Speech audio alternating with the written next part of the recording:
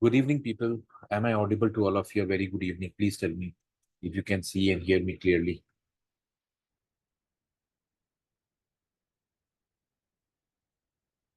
So we are good to go, right? Wonderful. So today's session is using critical reasoning in RCs.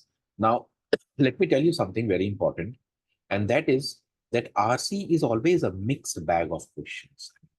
It's possible that an RC might have all factual questions, or an RC might have all questions based on inference. It's equally possible that an RC might have all questions based on some sort of, strengthening, weakening, what we call as critical reasoning kind of questions, right? But usually that does not happen. Usually you will find that RCs are designed with a mixed variety of questions. So there will be one or two factual questions, maybe a few main idea kind of questions, and a mixture of many things. So you should be good at understanding what kind of thought process does a particular sort of question demand. So the thought process that you have while solving the RC would vary a lot depending on the kind of question that you are facing.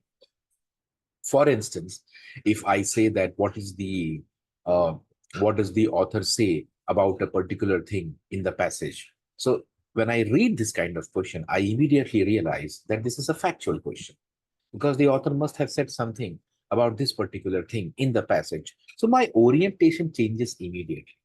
When I say my orientation changes immediately, I mean to say that I know that I have to be a hunter.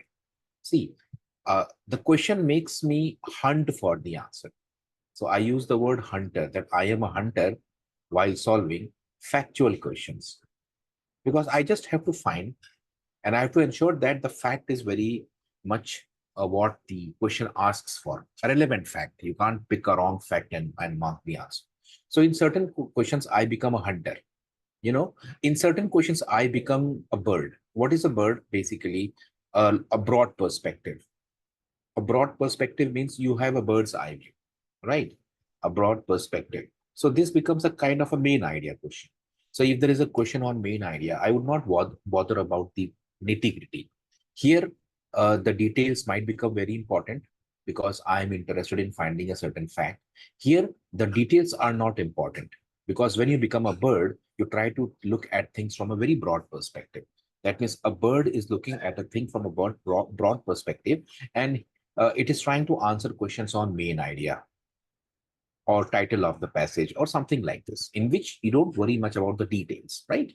So a main idea question can be answered even without worrying about the details because you have got the broad picture. The broad picture is very much clear to you, and the details, some are not clear to you. You just ignore them, and still you might get the answer correct.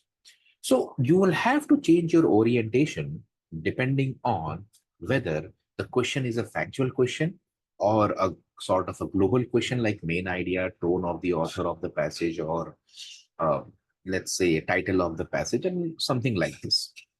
Then you also have some sort of critical thinking required in certain questions.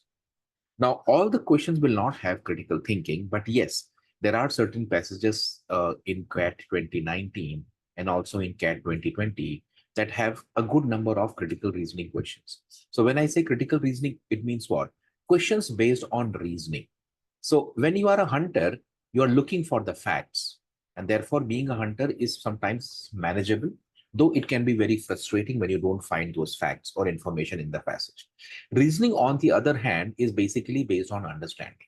So understanding is not very much required in this case. Here, some understanding is required. Here, understanding has to be very correct. Because if there is slightest flaw in understanding, then the chances are that your critical reasoning kind of questions might go wrong.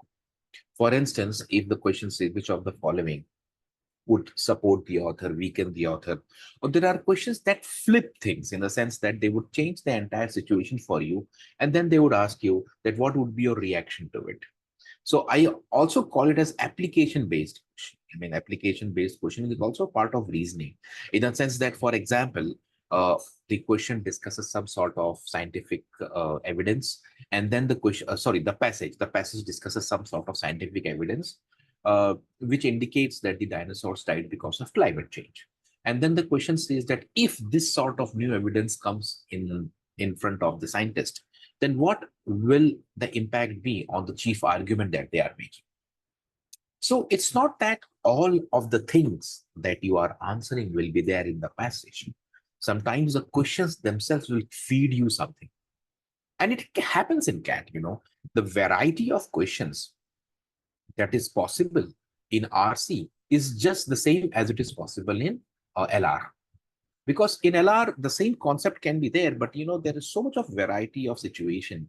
Similarly, here also there can be so much of variety. In fact, all the four questions at times might have nothing to do or with any specific thing in the passage. They will just test your understanding of the main idea, and they will keep you moving around the main idea by giving you different situations. As I spoke earlier, that a particular evidence, if discovered, would result in which of the following: weakening of the main argument, strengthening of the main argument, having no effect on the argument, or neutralizing the argument, something like this. So you have to be very, very smart in having some sort of approach for each variety of question. Now, there can also be pick and choose, in the sense what? Many people tell me that, sir, while solving a particular test or even during practice, should I develop the habit of looking at the questions first and then attempting the RC? Well, when I say looking at the questions, it means what? Do you read the entire question to understand what the question is asking? Or do you simply take a look at the nature of the question? So looking at the nature of the question can be a good idea. But reading the entire question to solve it is a bad idea. Looking at the nature of the question. Now, what do I mean by looking at the nature of the question? For instance, you look at the question and you immediately realize that out of four questions, three are factual. I'm good at solving factual questions. I will attempt this passage. Or if you realize that out of four questions, almost all are some sort of inference based, and I'm not very good with inference based questions, so I will take it in the next half of my. I will not take it at the start. I will take it later on when I finish the other types of questions. So yes, looking at the nature of the question can be an approach that you might adopt. Sometimes, if there is a mixed variety, then you can take the factual questions at the start. So for example, 1, 2, 3, 4 are the questions. Fourth question is a factual question. Third is based on inference.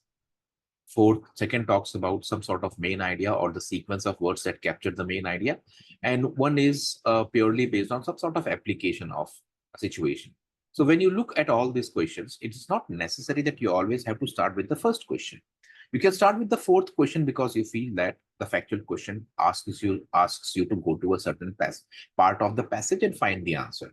Many of you might be comfortable with this, so you try this first. Then you would say that, yeah, main idea is pretty much clear to me. Let me attempt this. And then sequentially, you can go to the other questions. This sort of prioritizing can help you in getting confidence. And secondly, minimizing the amount of time you take to solve the whole RC. For instance, if you realize that the inference questions is giving you too much of trouble, so you can wrap up the entire RC by solving only 3 questions out of 4. And this can be done in 12 minutes because you realize that the third question would take too much of time. So you have left that and you have gone to solve the next RC. So there could be a mixed bag of approach. It's not that a uniform approach will always work. Some people I tell that, okay, if you feel that no, looking at the nature of the question is something that is troublesome, you can always read the passage, read the initial few lines, and then take a call whether you will do this passage right now or whether you will come back to it later. So either you read the few lines, either you take at the look of, either you take a look at the nature of the questions, either you combine both. But the idea is that you should always target attempting a good number of questions. Why? Because in that process, you will touch all difficulty types. So the ones that are easy, you will automatically get them correct. But if your attempts are limited and very small in number, let's say below 10, 12, then you have to be lucky that you spot all the easy questions. If you spot all the easy questions, that might make your day, else you might suffer. Are you getting my point? So now critical reasoning questions are generally based on situation based. The RCs that we will take will have a mixed bag of questions. In that, some are critical reasoning stuff and some are not. So I will take the questions such that we encounter both the critical reasoning kind of questions in which there is some sort of strengthening, weakening, inference, and everything else. Okay. So just let me open this sheet. I will open the sheet.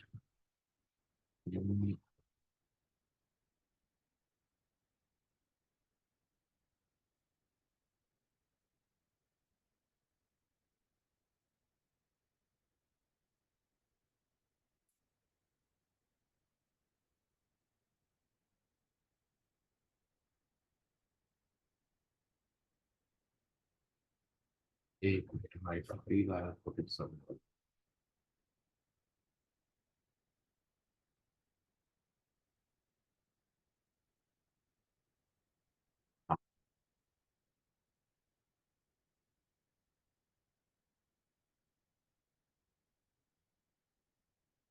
Can everyone see the RC now? I will decrease the font if you want, but I think it should be fine. This is fine, right? I think the size is good and you all should be able to read the content, right? Great. So we will read the RC first as the usual thing. We will all read it together. We will see what. See, understand, when reading, you just go with the flow. Concentration is very important. Focus is very important. If you're reading, your mind is somewhere else, you will never be able to understand the passage. So let's read it in one go. And once we are done with the reading process, we will go to the questions. Chalo. Let's start. Sociologists working in the Chicago school tradition have focused on how rapid or dramatic social change causes increase in crime. Just as Durkheim, Marx, and other European sociologists thought that the rapid changes produced by industrialization and urbanization produced crime and disorder, so did the Chicago school theorists. The location of the University of Chicago provided an excellent opportunity for some people to study the social ecology of the city. Shaw and Mackay found that areas of the city characterized by high levels of social disorganization and higher rates of crime had higher rates of crime and delinquency. So when I read the first paragraph, what strikes me the most? It strikes me here that there's some sort of sociological study going on. There is no doubt about it, because the word sociology, society has come very frequently. In fact, sociologist is the word here. Then there is social change, right?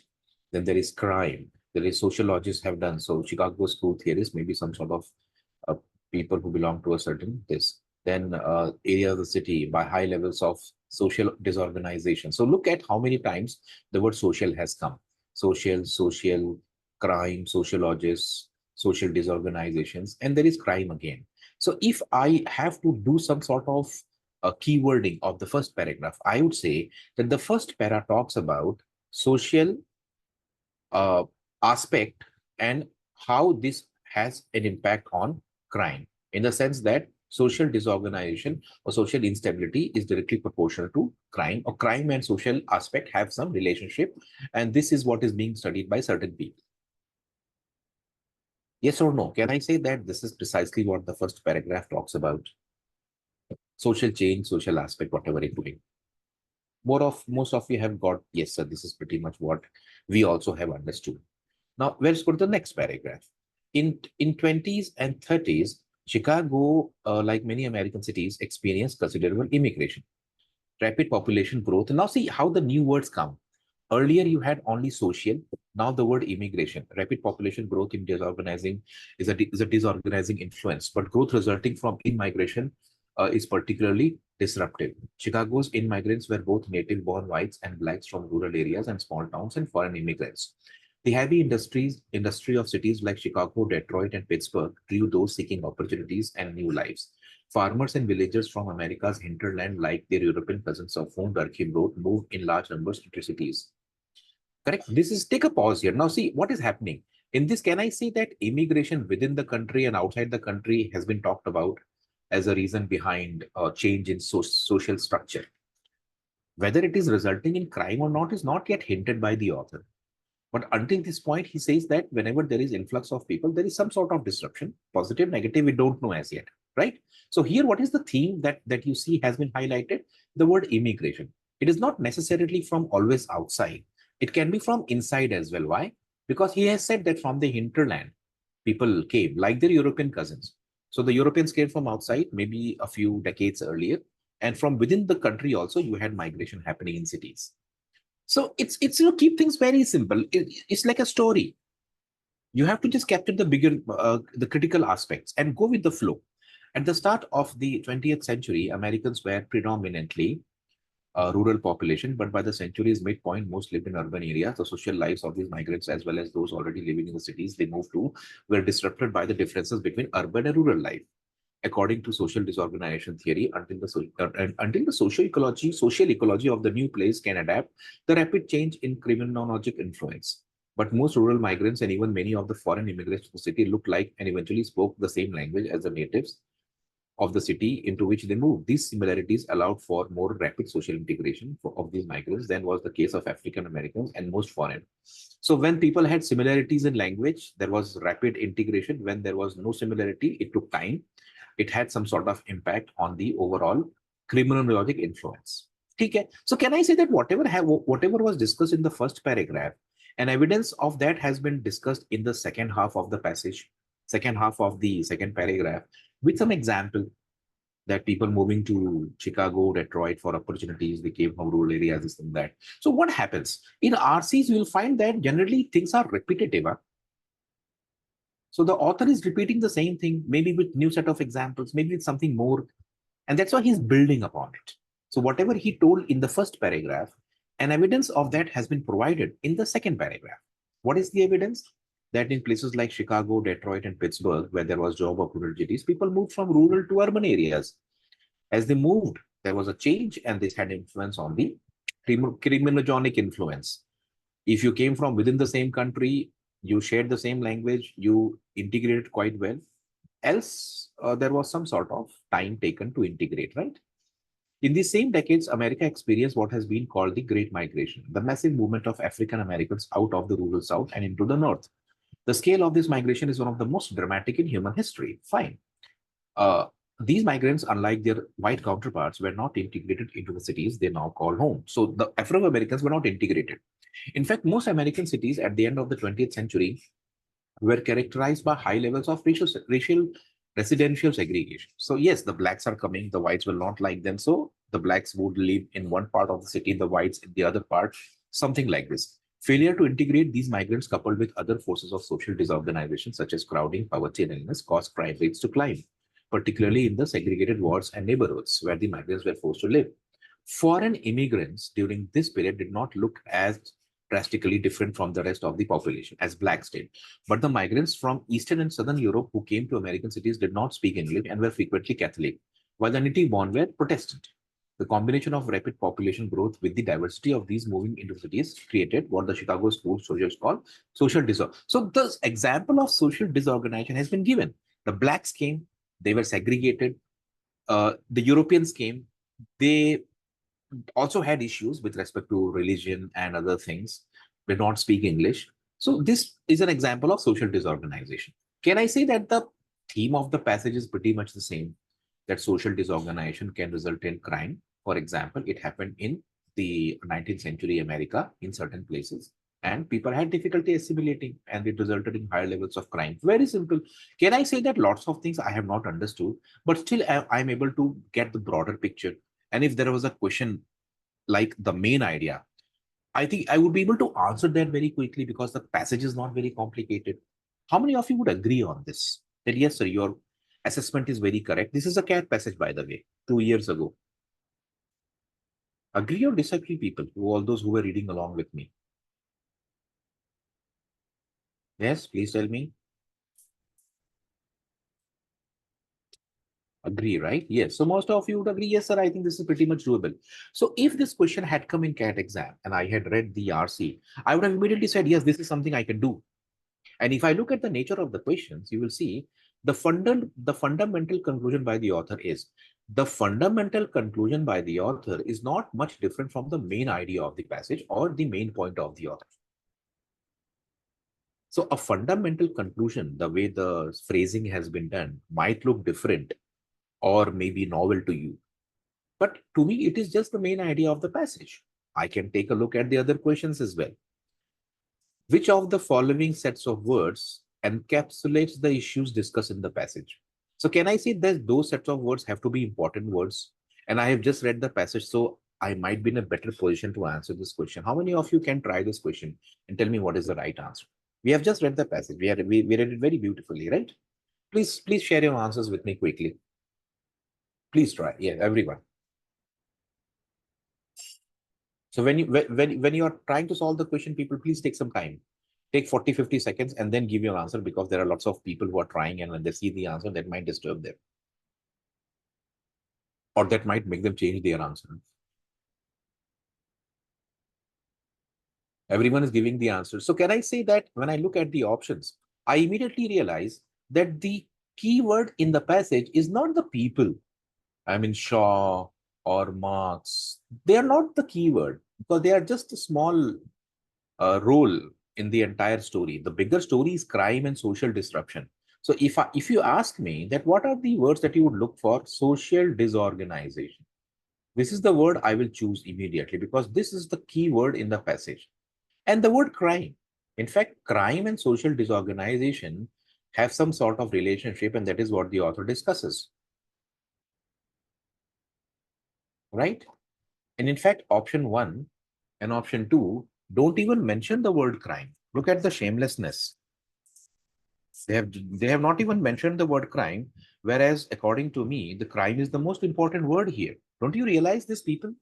That यहाँ तो अपना crime and social disorganization है. Even here also, poverty is not my main concern. My main concern is poverty might be one aspect of it. European Union, they are just. So what I realize is Chicago school, maybe the theory is there. Social organization, disorganization is two sides of the same coin. So if you mention the one, you have mentioned the other. And crime. So I need two keywords which I find in this option. Crime is there here as well. Uh, this is little awkward for me. है ना इन migration हो गया ना तो migration is what immigrant is because migration is happening both from outside and inside, so this captures migration, and because of that you have social organization and things getting disrupted, so you have crime. So three words beautifully fit, right? Heavy industry thoda sa मेरे को लग रहा है यार, this is not the part of the bigger story. Chicago school is basically the people who think, who are theorizing, right? So three is a better bet than four, right? All of you realize if this is indeed a better bet than four. In fact, the whole study is being done by Chicago School. It is they who are giving the theory that social disorganization results in crime. This sort of hypothesis or proposal is made by the Chicago School. So you need to mention their name. If I compare word by word, option number three and option number four, what I don't like is the word heavy industry. This is not at all relevant. Heavy industry, ठीक है यार. Everyone realizes that three is this is a easy question, and if you had marked four, I would have said that why did you choose heavy industry? Any sort of industry would have done the job, not necessarily heavy. It is not playing any role. So easy question. I mean, there's no doubt about it. Easy question, 60 seconds, the job is done, plus three. Right? So I would have said that if you had given me a choice, if I were the if I were in the exam hall and if I had seen both these questions, I would have not taken this first. I would have taken this first. Because when I say not a valid inference, there are two challenges in this question. The challenge is not that it's an inference question. The challenge is that I need to read every option, and the one that is not an inference will be right ups. So I have to eliminate three and pick the one that is right. Can I say this can be a time consuming process? It can be. I don't necessarily say it will always be. So apparently I would have said, okay, question number two easy lag raha hai mere ko. Let me check if there is something about this one. Please try. Because main idea hai na, it is the main idea of the passage. You can read the passage again if you want, but I think that let's try it once. Then again, we can go to the passage. Because the author's discussion is pretty clear. That means this question can be answered pretty clearly. If the discussion is very complicated, the answering the question also becomes very complicated.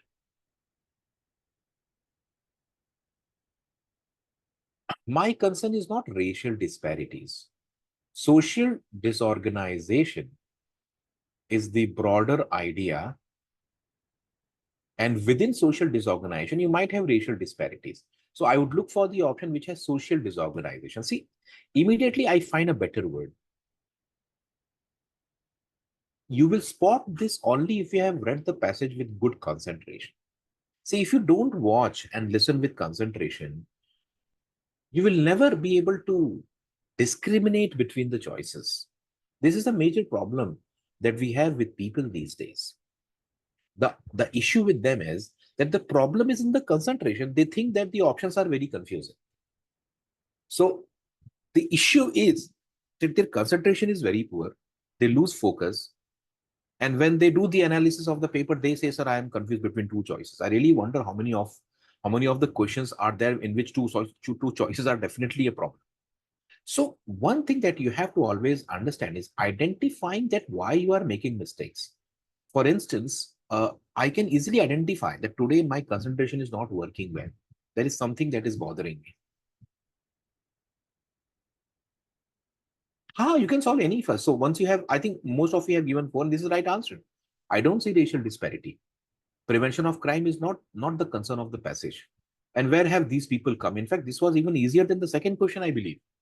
So both first and the second could have been solved in, let's say, around 1.5, 2 minutes after reading the passage, of course, and which will give you a great deal of confidence because you know that you have done the questions correct.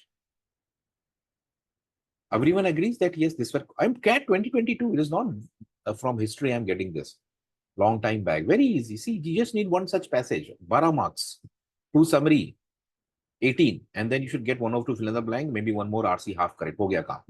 30 you have touched. Now see, before you go, look at this one. Please tell me, how would you solve this question?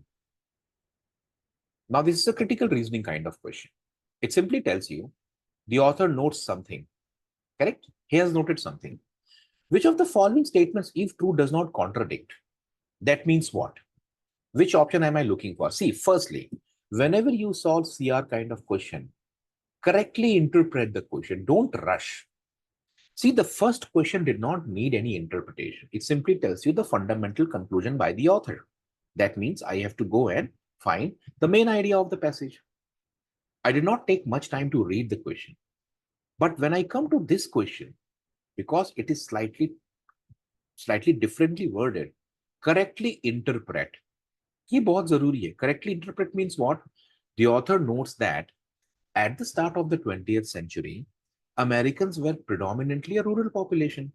But by the century's midpoint, most lived in urban areas. Which of the following, if true, does not contradict? That means out of these four, which is not contradicting means what? Can I say three contradict? When I say three, doesn't mean three, option number three. It means three options will contradict the author. Yes. And one will not. This is what I tell to myself, that while reading the option, I would look for that which is not contradicting the author. If it is contradicting, it is not my answer. Demographic transition in America in the 20th century is strongly marked by an outmigration. Outmigration means what? From rural, they are going somewhere else. So if this happens, then there would be rural to urban migration and the population can change. So it is supporting the author, right? Not contradicting. So immediately you realize the answer to ek hoga. But for the sake of safety, just look at the 2, 3rd, and 4th as well. The estimation of per capita income in America in the mid-20th century primarily required data from, what does it mean, by the way? If you are calculating if you are calculating per capita and you require data primarily from rural, what does it mean? And how does it contradict? Now, there are two ways of going with this question. See, understand what people do in the exam. I know that this is definitely supporting the author. I don't care about others. This is my answer. I go to the next RC. Can I say this can be one approach?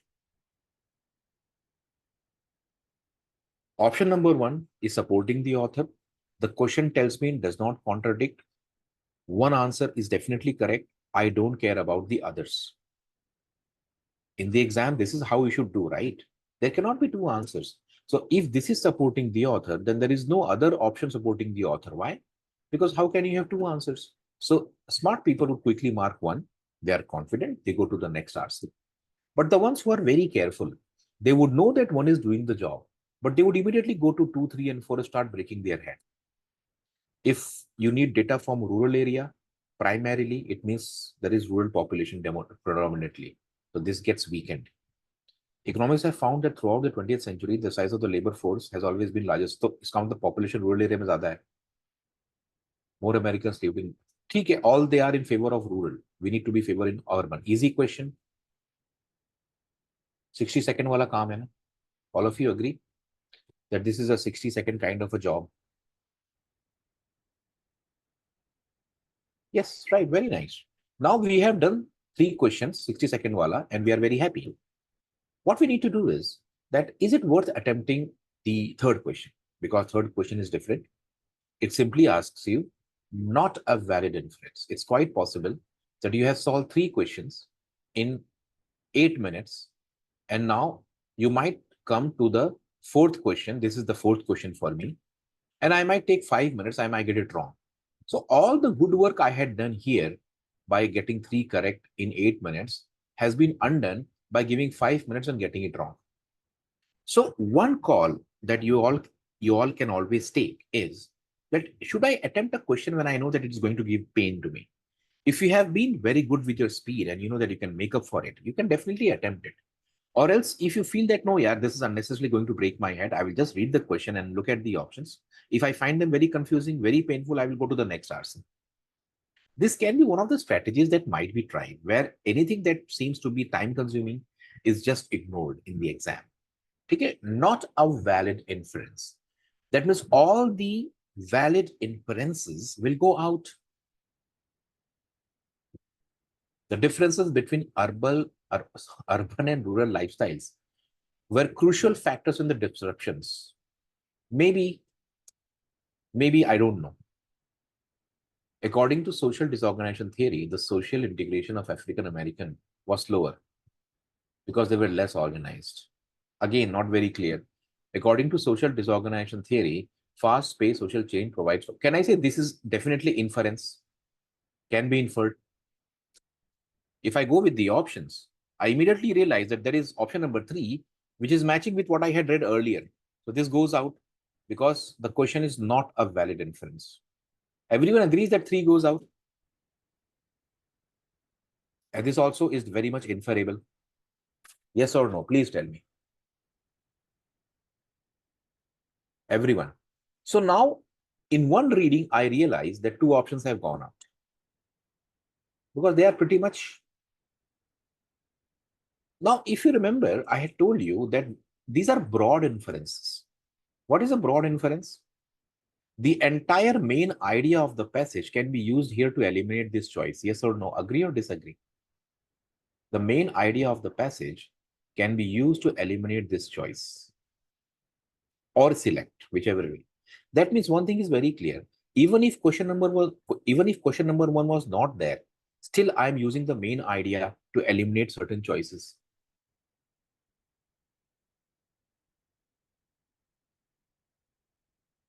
I think most of you would agree that yes, sir, we have used the main idea to eliminate choice number 3. It means that the main idea of the passage, if correctly understood, will always come to your rescue. Though the question is an inference, you are using the main idea to eliminate the choice.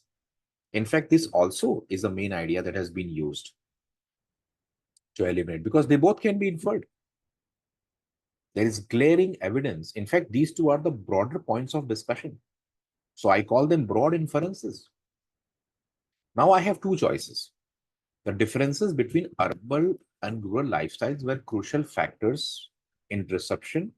According to social disorganization theory, the social integration of African Americans because they were less organized. Now I need to check what is less organized here and what is urban. So I need to go and verify. If you are in a hurry, you can simply mark based on some sort of feeling and this, but I will go and check. Where do I see these people?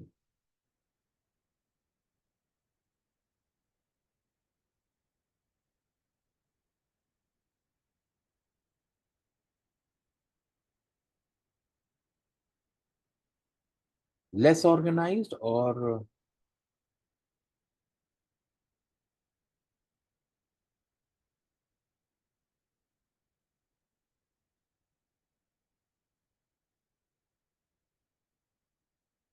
ये देखो, urban and rural life difference is creating disorganization.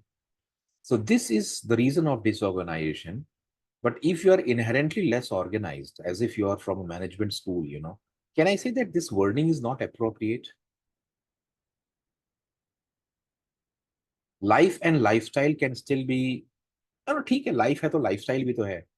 This is not correct because being less organized basically means doing things haphazardly, or maybe this is little less appropriate. Maybe this is not a valid inference. This is closer to life. Lifestyle and life cannot be differentiated.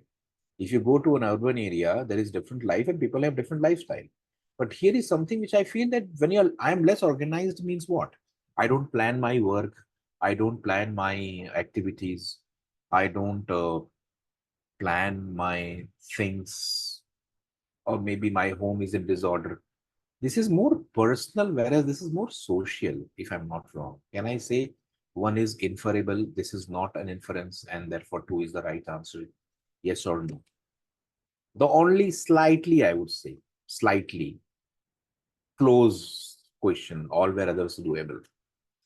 So I think most of you will raise your hands and say, "हाँ sir, ये तो मुझे लगा कोई nothing complicated." In fact, even the so-called critical reasoning question was pretty much doable. In fact, what I do, people, is I keep my job very simple. I tell that don't try to unnecessarily make a big hype about what kind of question has come. Understand the question, look at the options, verify and mark.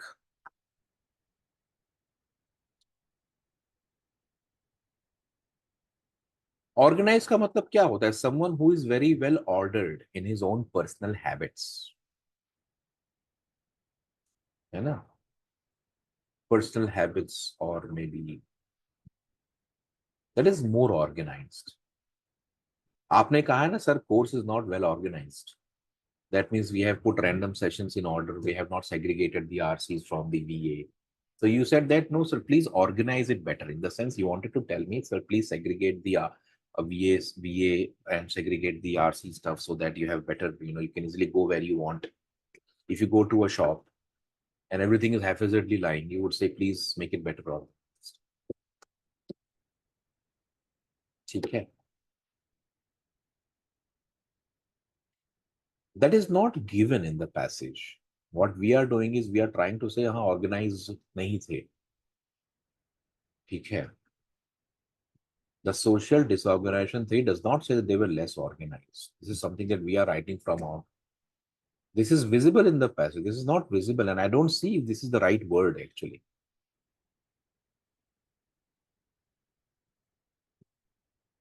है ना? Chalo. Everyone is clear about this passage. Can I go to the next one?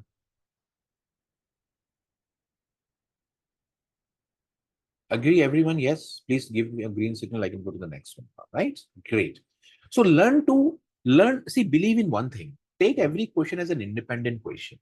You have to know that what is required to do, and accordingly you can orient yourself. Chalo, let's take this RC now. I will read it and you please read along with me, and then we will go and take the questions. Whenever you take an RC, one more thing I wanted to add, very important. Whenever you take an RC and you have solved the RC, you start looking at the words which you did not understand. Because one mistake we make is we think that vocabulary is a separate activity and solving RC is a separate activity. No, they are the same. When I read an RC, I don't take into account the words I did not understand. But once I have solved the RC, then it is my job to just go through all the words which I thought I had no clarity on. So you have solved the RC, the analysis is done. Read it again, perhaps to check that what is the meaning of the word delinquency. No one cared about it. Of course, you got all the questions correct in spite of not knowing the meaning of delinquency. But it is your job to go and find the meaning of the word delinquency. Or maybe, what do you mean by the word hinterland? See, when I was a student, I have not read many books, but I had this fussiness of words. If I did not get a word, I always picked my dictionary, because I had dictionary in those days, not the smartphone. I used to find the meaning. I was so much fussy about it. Even today, when I watch movies, or maybe some sort of serials, or when I'm reading something, I just immediately latch onto my phone and find the meaning. So this has helped me understand words better. ठीक है, हाँ, non-fatal crimes, find the meaning, because at some point of time it is only going to accumulate, and the aggregate of it is that after 3-4 months you will find that you are better able to understand so many things. So vocabulary preparation should not happen 3 days before the exam. Or let's say cat gets over on 24th of November, and 25th of November you call me and say, sir, please tell me how to do vocab. I would say, well, you have less time for vocab because your next exam is 15 days after, and after that again you have a gap of 1 week and you have your next exam. So now not much can be done. So the answer of vocabulary is not there on 25th of November. It is here and now.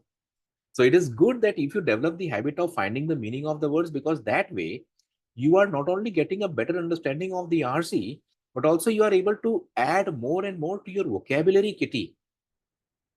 And don't worry about whether you remember or not. Many people have the, अरे sir मेरे को याद नहीं होला, याद करने की जरूरत क्या है आपको? You just forget about it. The memory will throw it in your consciousness. Are you getting my point? So one of the biggest mistakes is मुझे याद नहीं, मतलब याद तो याद करने की जरूरत क्या है? Just forget. You see so many faces daily, right? And you ignore them. But the same face, if it comes the next day, you say, हाँ यार देखा हुआ लग रहा है. So this is the way. This is how the human brain works. So there is no need to alter anything. Chalo, anyways, this is something that you should please develop the habit. It's a very good habit and should last almost lifelong. Chalo, interpretations of the Indian past were inevitably influenced by colonial concerns and interests, and also by prevalent European ideas about history, civilization, and the Orient. Orientalist scholars studied the languages and the texts with selected Indian scholars, but made little attempt to understand the worldview of those who were teaching them. The readings, therefore, are something of a disjuncture from the traditional ways of looking at the Indian past. Now, see, this is a problem passage in the sense why? People who don't know the meaning of the word Oriental or Orient, or who don't know what is meaning of colonial, they would not be able to understand this very clearly. This is what I call as technical vocabulary. Technical vocabulary means that you need to understand these words better to better appreciate the passage. And every year there is something always on colonial. Colonial means what? Concerning the West people coming in the East and making their colonies, exploiting the native resources, right? So interpretations of the Indian past was influenced by colonial concerns and interests, and also by prevalent European ideas about history, civilization, and the Orient. Orientalist scholars studied the languages and the texts with selected Indian scholars, but made little attempt to understand the worldview of those who were teaching them. The readings, therefore, are something of a disjuncture. So the author says that whatever the interpretation was tried by the European people was basically a disjuncture. Why? Because they tried to understand the text, but not the world of the people. Can I say this? This negativity is very important. This negativity is very important. You need to understand this. And who is interpreting the Indian past? The Europeans. And they are doing it from their own point of view. So they are coming here, they are reading the text, but they don't look at the world of the people. And therefore, there was a disjuncture. Orient ka matlab kya hota hai? See, Orient means basically, see, it has very complex meaning, by the way. It primarily means eastern part of the world. Okay? This is what it means in terms of world. So when in those days people said, I'm going to the Orient, it means they are going to that part of the world, which is on the east side of the globe. That means anywhere ahead of Saudi Arabia or from Arabia. Anything that is ahead of Turkey becomes the Orient. But from this, you have the word Orientalism. Now, this is not the same as the Orient. Orientalism can be basically described as the interest of the Western people about the East when they started colonizing the East. Yeah, you will see Oriental food if you go to malls and all. They use the word Oriental food. So Oriental food can be Japanese, Vietnamese, Cambodian, Indian also. In fact, even Afghanistan or Pakistan or Arab food can be Oriental food. Orient fan, fan of the East, something like this. But Orient is different from Orientalism. Orientalism basically is a shade negative word in the sense that when the Europeans came to the Orient, they thought that the Oriental people are very inferior. And they had this narrative about inferiority of the Orient people. And that narrative became Orientalism. So Orientalism is basically a word that shows that a party is viewing the Oriental people with a sense of inferiority, as if they are inferior. Orientalism, which can be understood broadly as Western perception, it is given here. I'm unnecessarily uttering like a fool. Orientalism kya diya hua hai? The author has given Western perception of the Orient. And what is the Orient? As you correctly,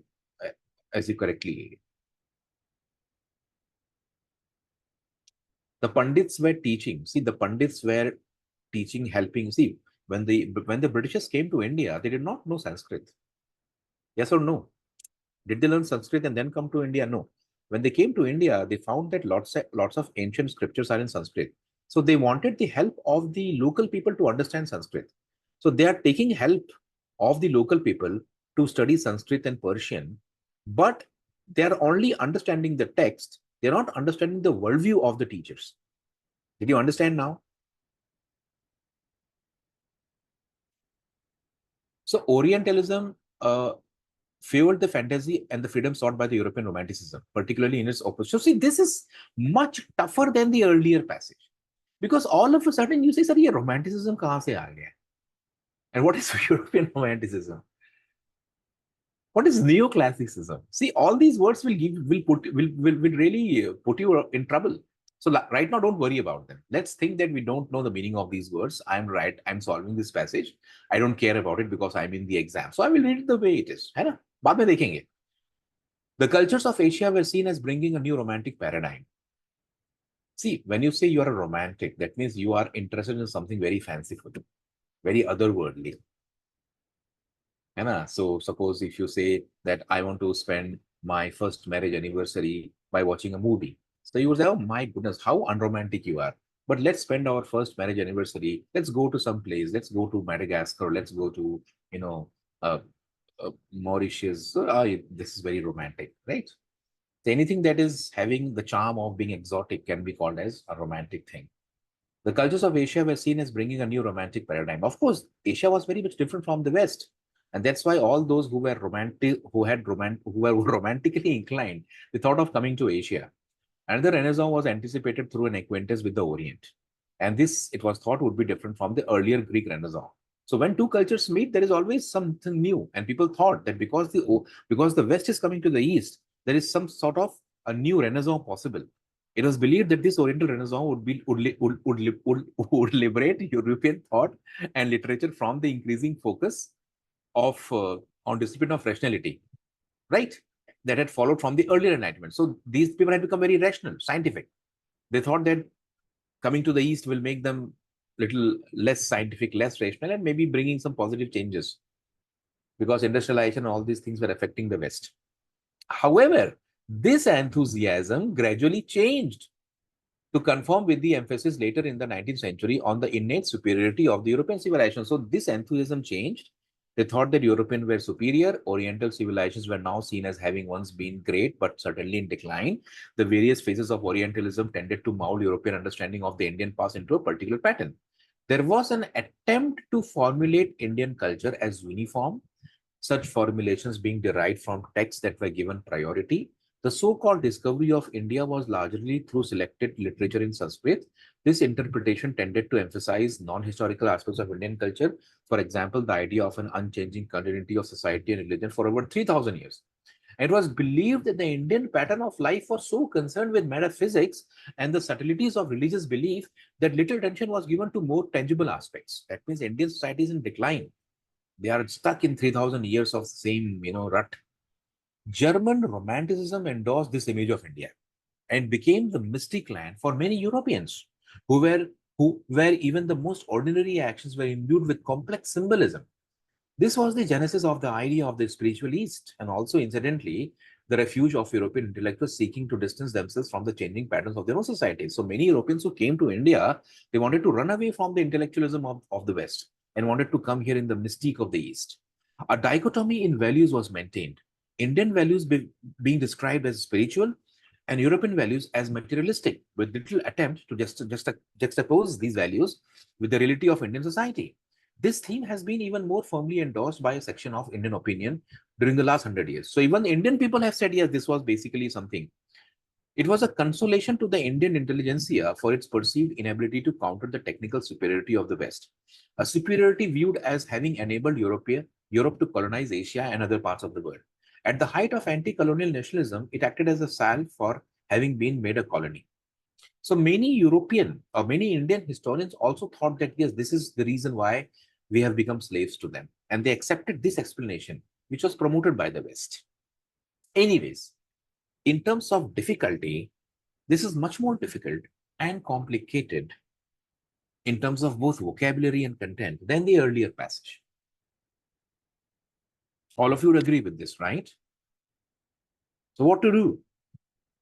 How would you save yourself from this kind of situation? You cannot do anything. See, you cannot call your sir and say, let me just call him. He will help me out. There is no phone a friend. You have to find it out. So you will go to the question and I'll say, okay, let me see which one questions are easier. Is there anything that is visible?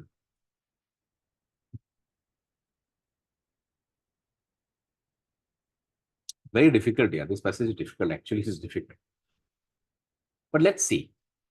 It can be inferred from the passage that to gain a more accurate view of a nation's history and culture, scholars should do all of the following except. Now, can I say that when the author said that the Europeans came, they were learning the language, but they paid little attention to the worldview of the people whose language they were learning? So can I say that the author wants that you should also understand the world of the people whose history and culture you are trying to learn?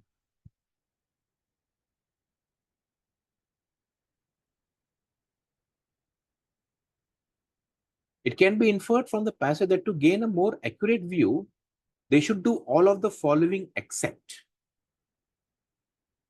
Please tell me.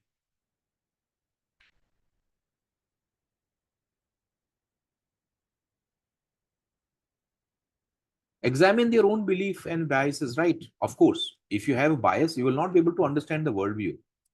Alright, first para. See, when you examine their own means what? The scholars, if the scholars have biases, they would not be able to understand the view correctly, right? So can I say that this definitely is something that they should do? Except, hai na? So can I say this is something that the author would agree that they should do? There doesn't refer to the people, there refers to the scholars. Agree or not? That if I'm writing or if I'm trying to get a view of a particular people, I need to ensure that I don't have any bias. Otherwise, the accuracy of my view might be questionable. I will tell you from where I got the answer to this question. But please understand this.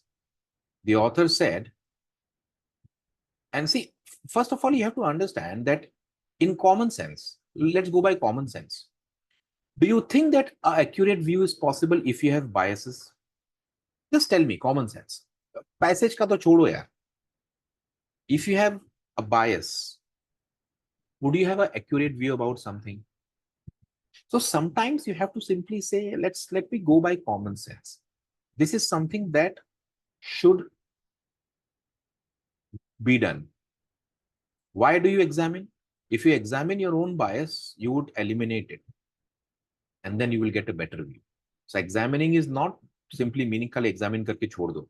To examine means to question also. Desirable, not the answer. Because accept hai na? Understand the worldview of the people. Yes, understand the worldview of the people. So that means I need to examine the reality of the society as well. This is something I should do. So two things have become very clear, that 1 and 3 are not right. The answer can be 2 or 4. I think all of you would agree until this point.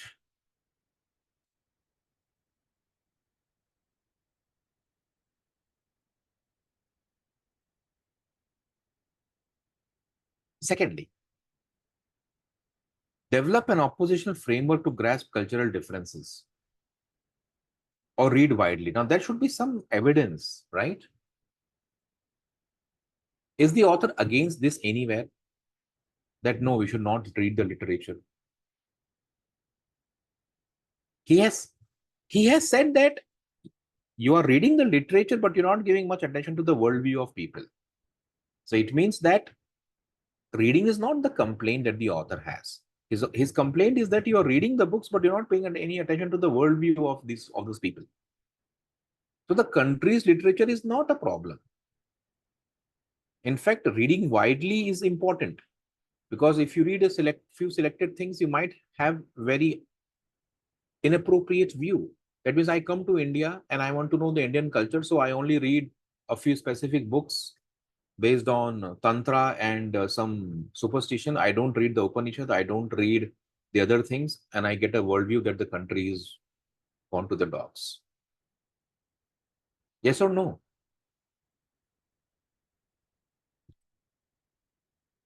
So if you are widely read, maybe you will get a more accurate view, right?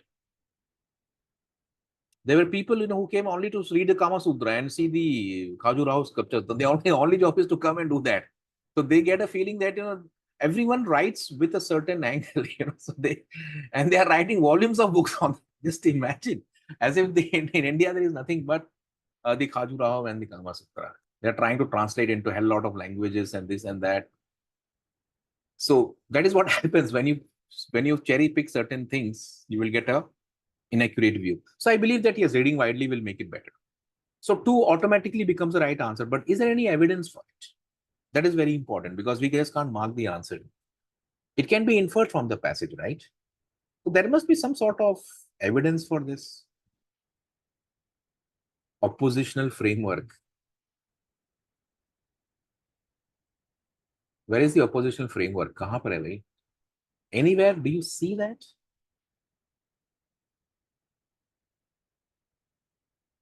I mean, it might sound good that if you have an oppositional framework, you would be able to do better comparison and all. But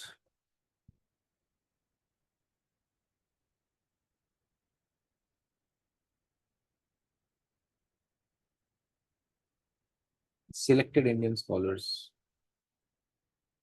Same question.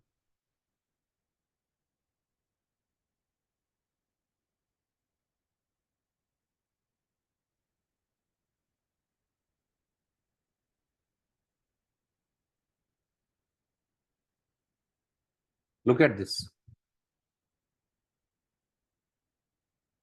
Enough evidence for option number 4. In favor, texts were given priority, selected literature, and from this you came to the conclusion. Neoclassicism. कहाँ पर है where is the word neoclassicism? Neo means new. Neo means new. And neoclassicism means what?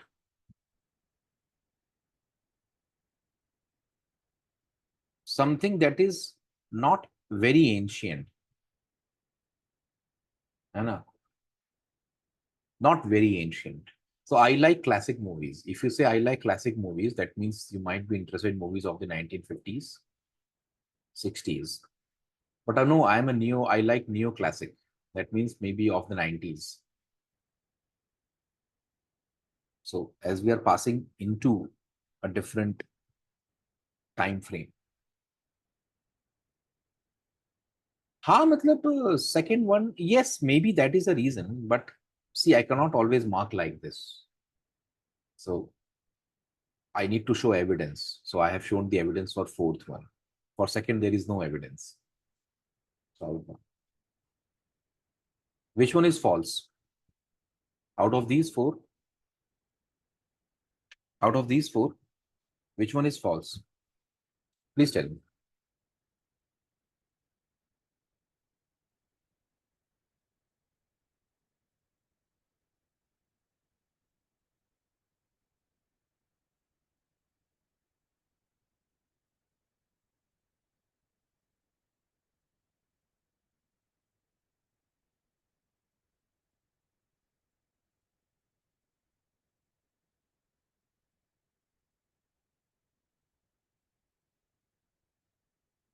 Colonizers. for some European romantics. This is better. That means Mr. Lord Curzon has come as a viceroy and he is getting the salve from Indian, I doubt. If Curzon comes, he would not be interested in spirituality. Some people might be interested in. Did you understand this? Absolute rubbish. If the colonizers were themselves in love with Indian spiritualism, then India would have never been colonized. है ना? हाँ, शुरू करो.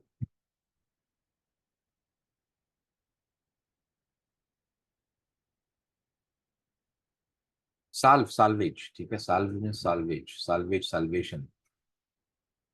So yes, this is correct. This is definitely true. This is all true.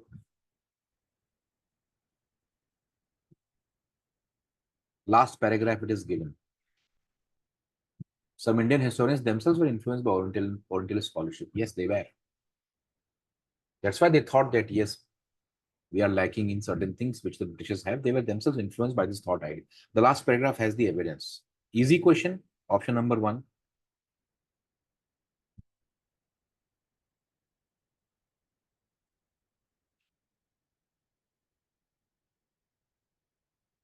Agreed, everyone? Yes or no? I think this is an easy question. The moment you see, you should eliminate and say, how can the colonizers, if this had happened, the whole idea of India getting colonized would have been impossible. So please also use logic here. Common sense, logic, history, knowledge of history. There is no need always to go and check in the passage. See, I might recommend that. But in the exam, when you have so little time, it's better to use common sense because by that way, you might be able to get 2 or 3 more questions correct in no time. You know? It can be inferred from the passage that the author is not likely to support. So author will not support which view? See, you have to understand, not likely to support. That doesn't mean he would oppose, but he will not support that.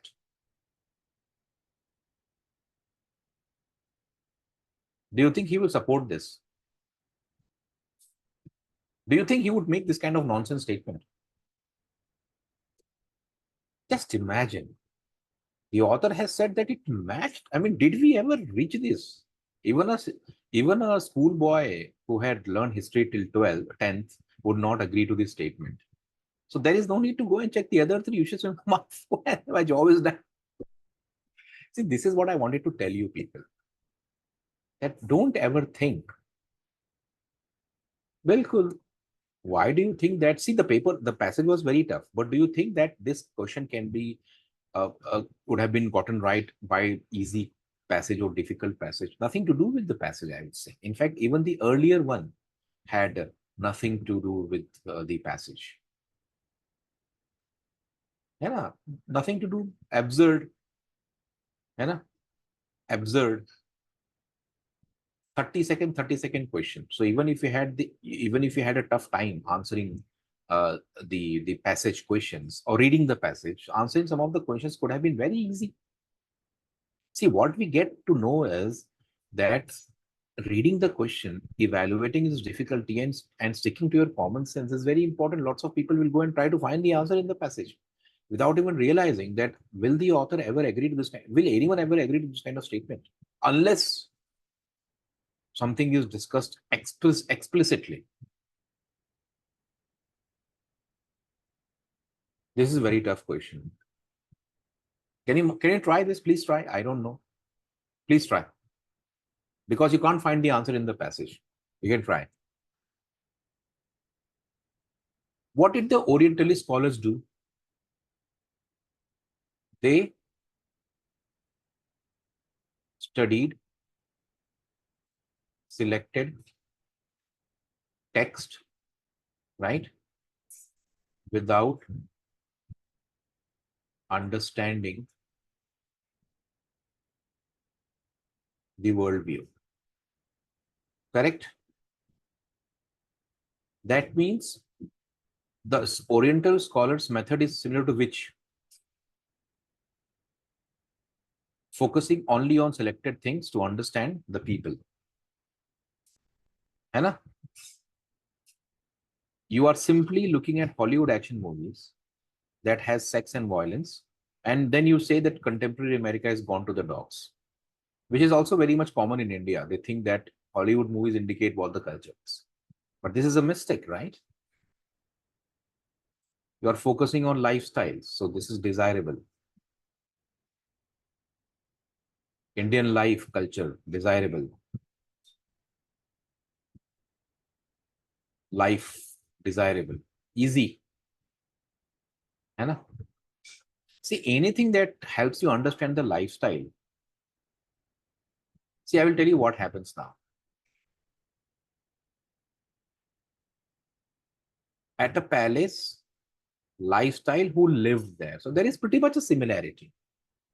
Only a palace, artifacts, and those who live, not the entire country. There is pretty much of a match going on. But this is precisely the negativity that comes. Because Indian history and culture has been interpreted negatively by these people. That means they have studied all the wrong things or the unwanted things, and they have come to the. Did you understand? Chalo, fourth is the odd one out. Lifestyle, life, culture. And a culture, better word. You are simply studying what? More appropriate with the context of the passage. So I think most of you would say, "Ha, sir, it is second question or second option." Second question or second option of this passage or the earlier passage.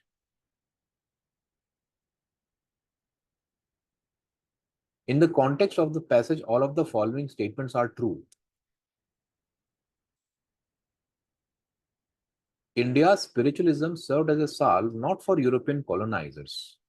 It serves as a salve for European romantics. है ना?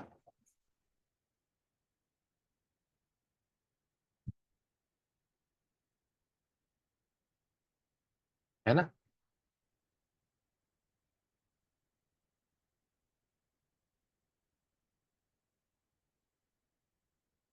Not the colonizers.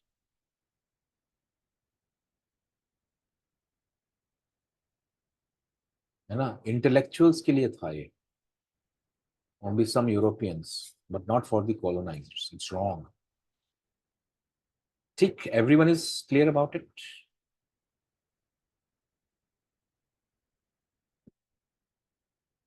Yeah.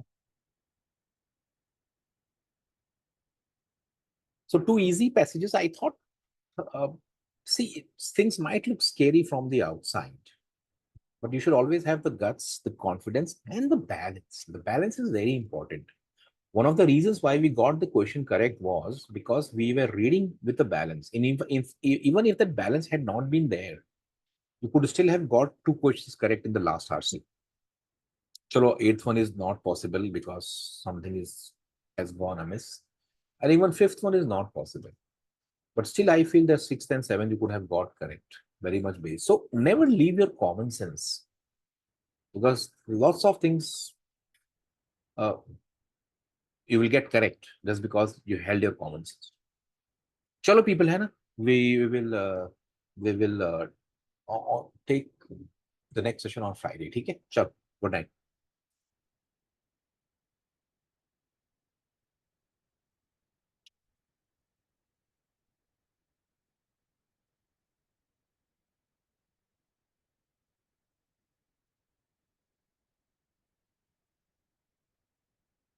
Seven thirty वाला Thursday को